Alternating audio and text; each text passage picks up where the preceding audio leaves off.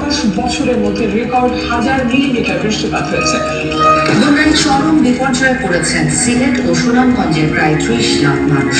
বিভিন্ন উপজেলার সাথে সড়ক যোগাযোগ বিচ্ছিন্ন, গুরুত্বপূর্ণ স্থাপনা ও বিদ্যুৎ কেন্দ্রে সে পানি প্রশাসনের অনুরোধে বন্যা পরিস্থিতি মোকাবেলায় সেনাবাহিনী মোতায়েন করা হয়েছে। আমরা চুকের বাজারে যখন যাওয়ার পরে আমরা সামনে এগোতে পারছিলাম না এবং মনে হচ্ছিল যে হাঁটু সমান পানির মধ্যে হঠাৎ করে আমরা চলে আসলাম এবং গাড়ি যদি একবার আটকে যেত, আমি যে স্রোত দেখেছি তাতে আমার মনে হয় যেন গাড়িটাকে যত ওজনের গাড়ি হোক না কেন সেটাকে সব ভাসিয়ে নিয়ে যাবে এরকম একটা স্রোত আমরা দেখতে পেলাম। জাদুঘাটা নদী বলছে ওই নদীতে যখন যায় তখন দেখি স্রোত অনেক বেড়ে গেছে আর কি। বোটের যারা তারা আসলে রিস্ক নিতে রাজি না, তারা বললো যে আমাদের বোট নষ্ট হয়ে যাবে। আমরা আগামী থাকি সিএনজি নিয়ে আগামী থাকি।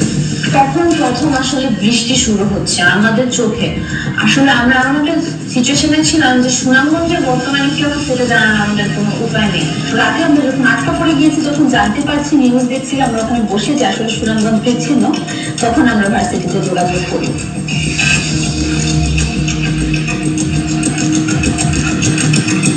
আমরা যখন সুনামগঞ্জের বিভিন্ন প্রত্যন্ত এলাকার মানুষকে উদ্ধার অভিযানে ব্যস্ত, ঠিক তেমনি সময় আমাদের কাছে খবর আসে যে ঢাকায় বিশ্ববিদ্যালয়ের দুজন শিক্ষার্থী তারা সুনামগঞ্জে আটকে পড়েছে এবং তাদের কয়েকটা নাম্বার আমাদেরকে দেওয়া হয়, কিন্তু আমরা তাদেরকে আমরা পাচ্ছিলাম না, মোবাইল কমিউনিকেশন ছিল না।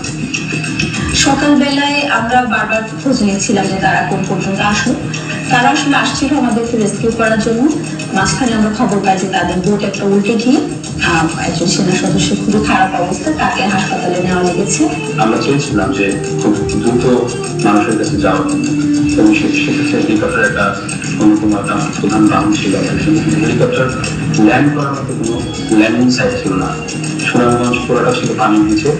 এই অবস্থায় যাদের সাথে যখন আমরা যোগাযোগ করতে পারি, তখন আমরা জানতে পারি যে তারা সুনামগঞ্জ লঞ্চ থেকে তারা ছাতাপুর উদ্দেশ্যে রওনা দিই।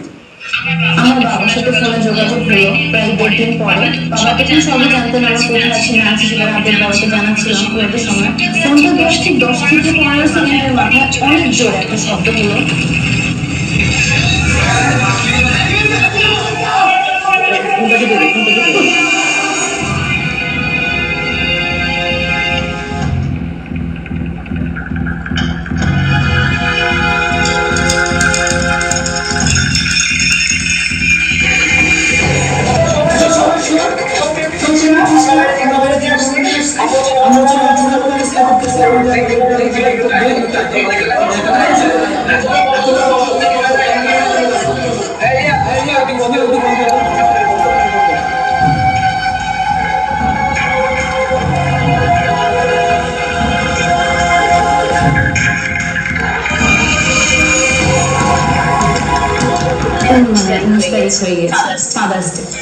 আমার সপ্ত বাবা খুব ভেঙে পড়লেন, কখন বুঝলাম একটা টেক্সট লিখলেন, মা বলে যে আমার কিছু হবে ভরসা রাখো।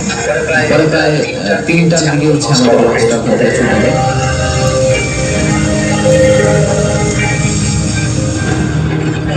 সে ছাদেতে একটা নামিয়ে দিয়ে যে আমরা আসলে সাহস পাই না যে এই লঞ্চে করে আমরা সিলেট পর্যন্ত যাব। সকালবেলা হচ্ছে আমরা সাথে সাথে ফোন করি যে আমরা ছাদের কাছাকাছি একটা সেরিগেটে আছি, আমাদের লোকেশন দিয়ে দিই, যাতে তারা ওখানে চলে আসে।